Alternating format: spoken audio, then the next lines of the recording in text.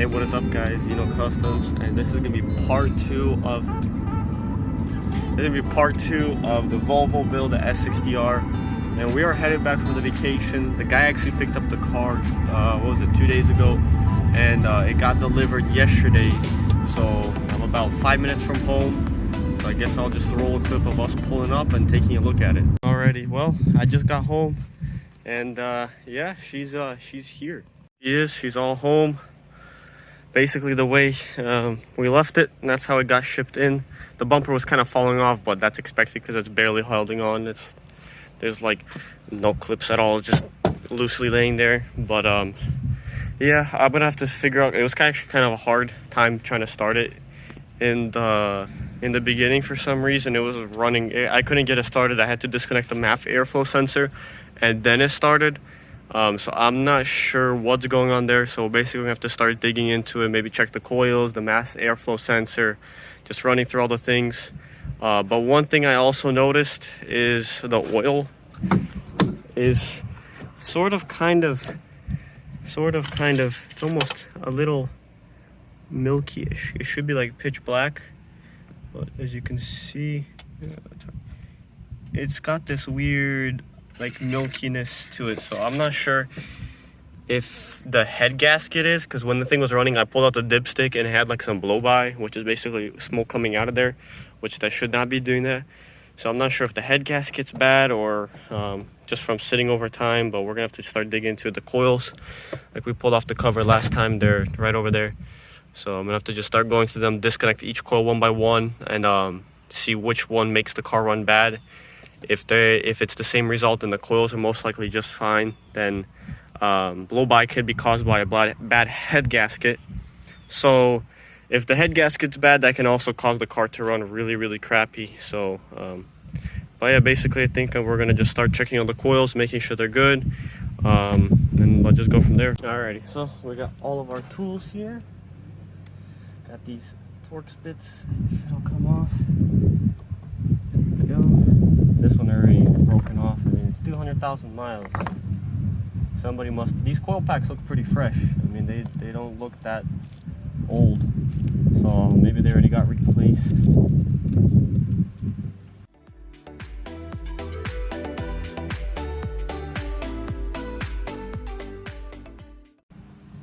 Alright, so I guess I'll start the car and just come by one of these and just plug them one by one and see if one of these make the car run better or worse or the same.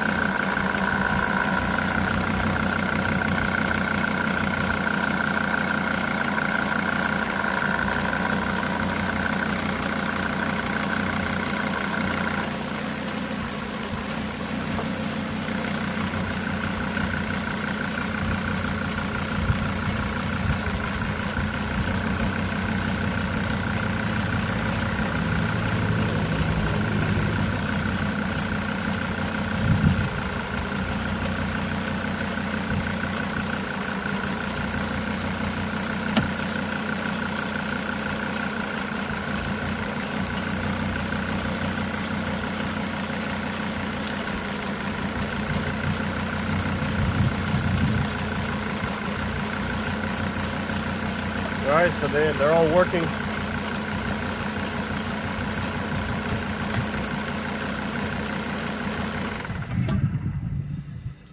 Right, well, all the coils are working. When I would unplug it, the car would start running really bad. So they do work. Yeah, a lot of these are already replaced. Half of them were replaced. Looks like 3 out of the 5 have been already replaced, so that's a good sign. Probably won't be long until the other ones start going, but now I guess we'll open up the air box and see what's going on inside, because maybe there's something in there, who knows.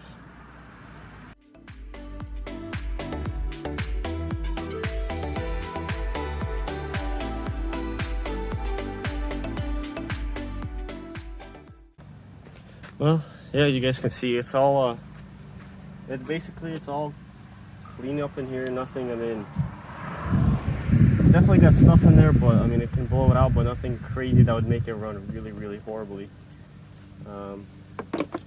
So yeah, now we gotta, I guess, I saw this tube right here. Somebody undid it. I think this is the diverter valve, I believe, so that makes the car, like, the turbo louder or whatever. I'm gonna plug it in to maybe see if the car will run better. So we'll blow this out real quick, and then we'll check that. Alright, so took this out. I took this thing off. I think it's just restricting air. I don't think it's needed. So this is all clean. I'm probably gonna go with the cold air setup anyways if this car runs good. So I guess let's just continue to take this air box off.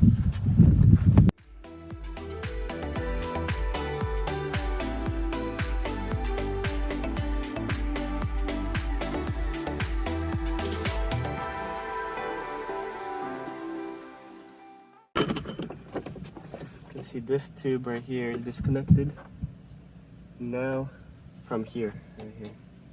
So we'll plug that guy back in. I don't know if somebody did it on purpose. I'm not sure if that's the valve you're supposed to bypass, but I'm pretty sure it is. So we'll plug that back in. Maybe for some random reason the car will run better. Yeah, somebody was doing some stuff in here. Supposedly some kid owned it, so that's most likely what's going on. Probably trying to do what I'm going to do eventually anyways, make turbo noise and all that jazz. So yeah, let's throw the air box and everything back in here and see if the car runs any better. I guess let's start it off. I'm going to take off this filter for now. Some people said it might help a little bit, so I'll just take that off and see how she sounds.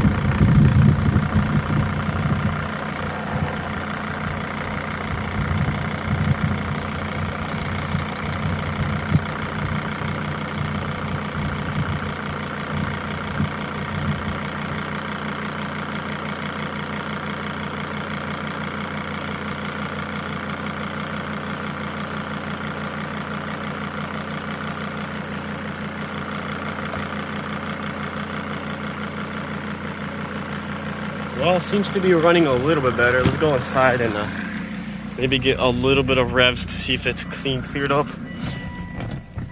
Definitely idling better, smoother.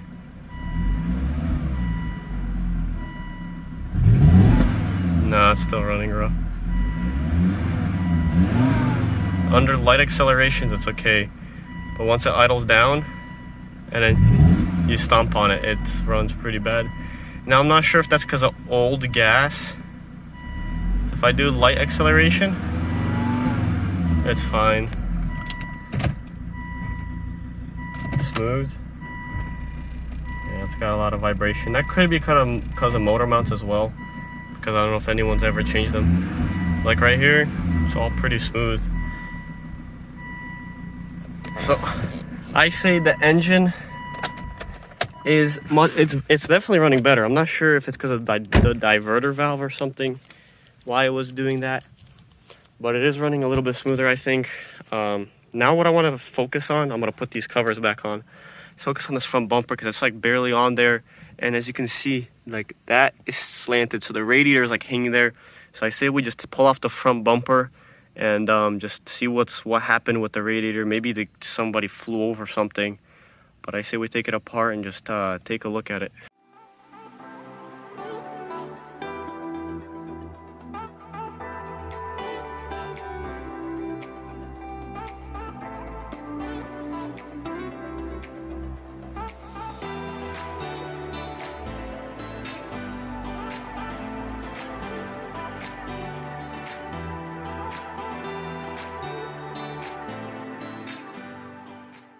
All right, well, looks like that's our culprit right here.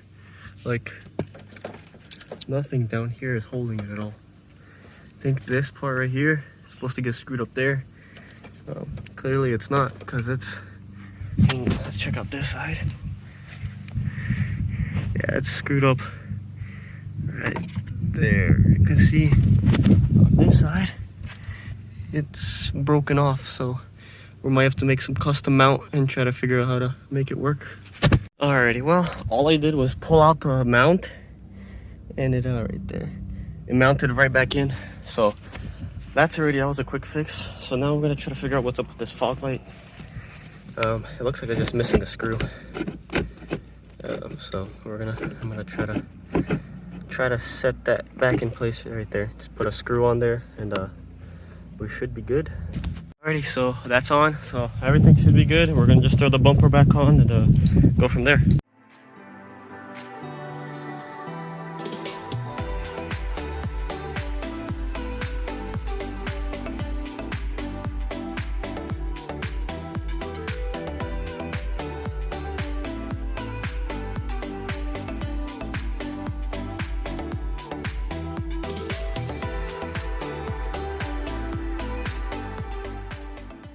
Alrighty, well, the bumper is on. This side is actually all good. This side is the issue we're having on, because one of these clips broke, so I'm gonna have to probably go from underneath, drill a hole, and make some sort of a bracket, or just buy a new bracket piece. They're probably fairly cheap, but I just got a bunch of clips. Let's pop these boys on. If they'll fit. They should fit. There's one. Next one. Look at that, perfect fits. Next one. Bang. Alrighty, well, actually, you know, it's all buttoned up. I say we go for a test drive and see how she does. Alrighty, well, let's start her up. Well, she starts up. Put on our seatbelt. Roll down the window.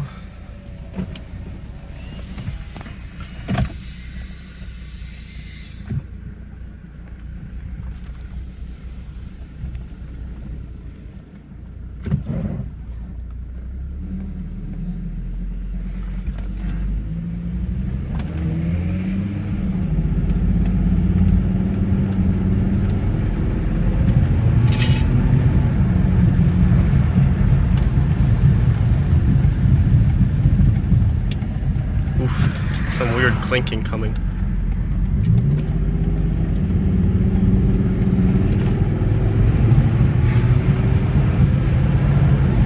She's not running perfect, that's for sure. But like I said, it could be because of the old gas.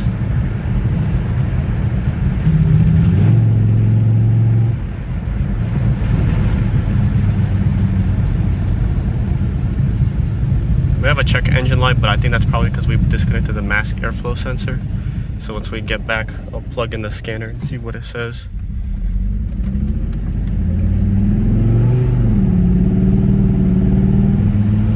She feels like it's, yeah, it's not running perfect, that's for sure.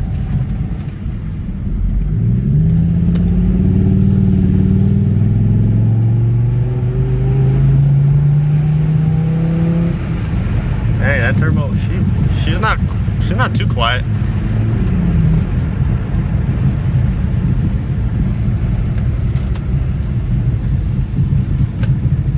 And that clunking noise, I think the shocks are bad. That's a very common problem on these guys.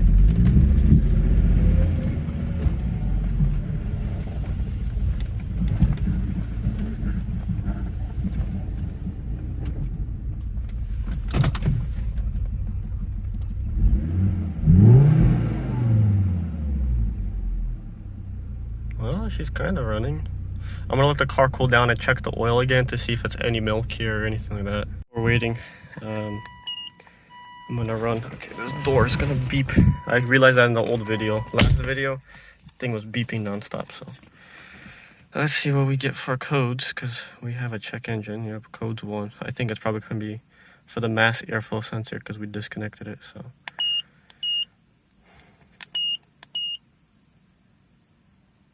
Mass airflow, yep. Alright, let's see what happens if we clear it.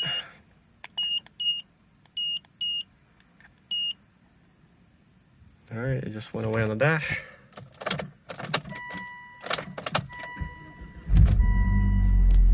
There we go. And it just died.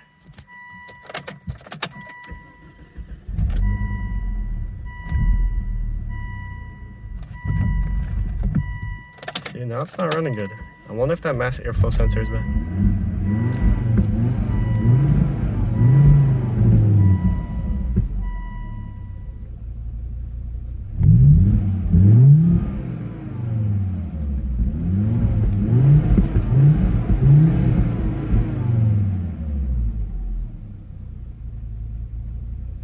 Huh. Wonder if we have a bad mass airflow sensor. That's why it's running so bad. Because it's popping a lot. You guys hear that? It's popping a lot. Good morning, everybody. Well, basically yesterday got late on me. Stuff happened. So basically I believe we left off where we checked the engine light. And it was throwing the mass airflow sensor. So basically what we're gonna do today is, I think the car is running pretty good. And actually, before I forget, I was doing one thing last night, and when I was moving the car, because I had the car sitting there, over there, and then I moved it here, I noticed something, and I noticed that this guy right here was disconnected.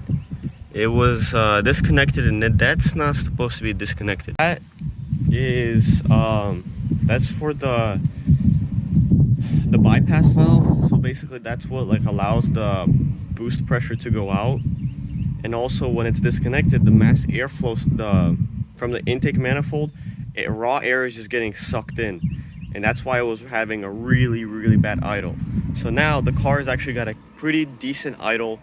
So at this point the car is running pretty good. Now, like I said in the last video, the car's been sitting 6 months since it ran, but it's been sitting at the shop for 2 years. So this gas is who knows how old.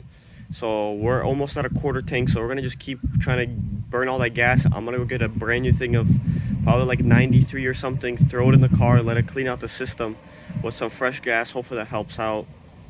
And I also think a lot of the vibration is coming from the motor mounts, because it is 200,000 miles and they do look original.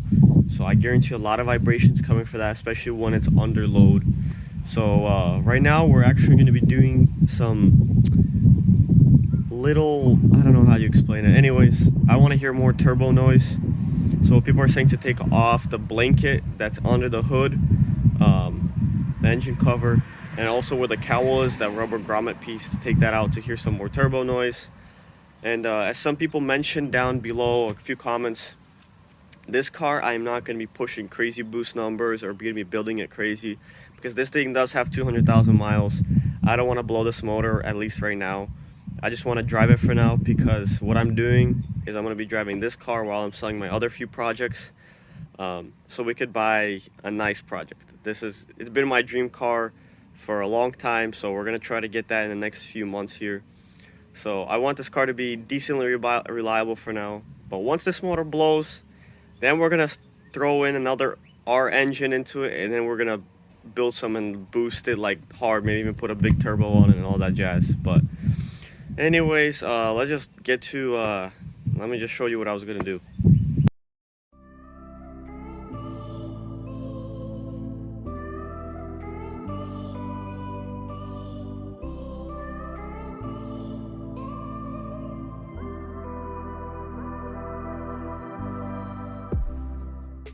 Well, the car's still a little warm, so I'm gonna let the engine cool down. But I mean, just take a look at how dirty it is, and whoever had it before did not take care of it. I understand it's got 200,000 miles, but we can definitely make it look better. So while this is cooling down, we gotta clean the interior as well. But I'll just go through a list of some things I have to order. New strut for the hood, because I don't want to keep holding up with this stupid stick. I'm gonna order 2 of those old coil packs, because the other 3 were already replaced. I want to just replace those other 2, because I don't want to be like 2 hours away from home and then it decides to go on me. I just want to get that fixed and done. I gotta order these struts. I'm debating to go with maybe coilovers, but people are saying these struts factory are really good, because it's got like some hydraulic system on it. So I might have to just replace those. And that's about for purchasing items. But the interior, I mean, it's rough. It's got its nicks. I mean, on the other side we have a small tear, but I'm gonna take it to my grandma's shop because she works on stuff like this. She's got a shop that does all this stuff, so I'm gonna take off the seat and have her fix that, just sew it up a little bit nice and tight so it doesn't keep ripping.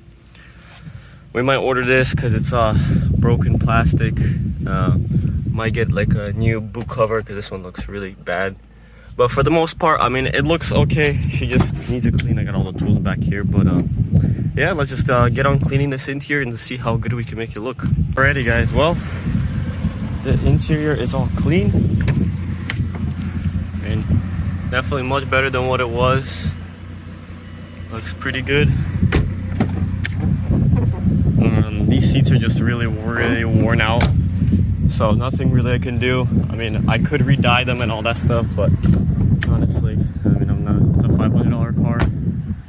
I'm not trying to make it perfect, but it definitely looks better.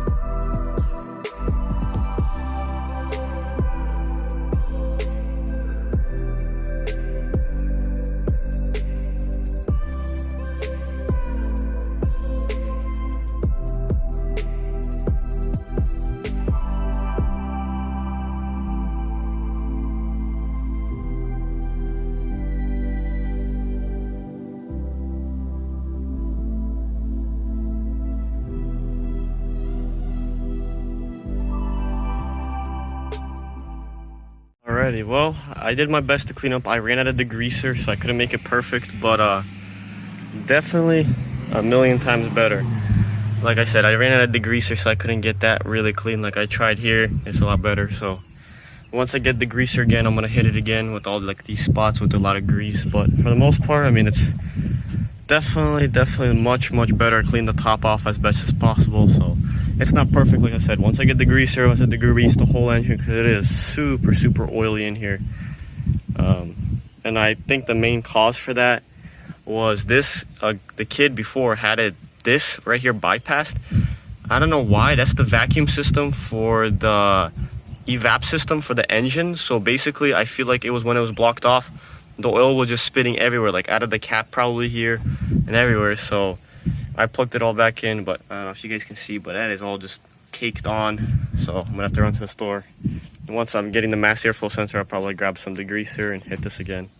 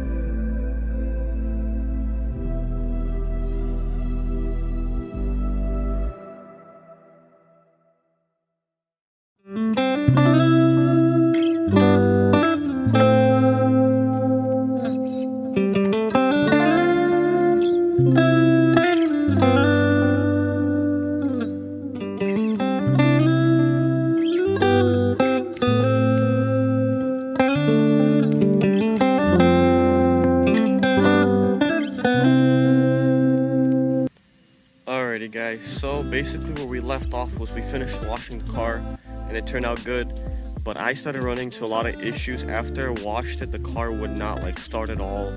It was like misfiring really badly. So what I did off camera, I was just panicking because I don't know what happened, why it wasn't starting. So I took out the coils and they were completely submerged under oil and water. And the spark plugs, I took out the spark plugs, they're like cracked and stuff, so those are really bad. So I ordered brand new spark plugs, coils, the mass airflow sensor, those are all going to be coming in shortly. So yeah, basically this is going to wrap up the video. Next video we're going to be installing a bunch of new parts on it, getting it cleaned, and probably taking on its first like long test drive. But anyways guys, thank you guys for watching, and I'll see you guys in the next one.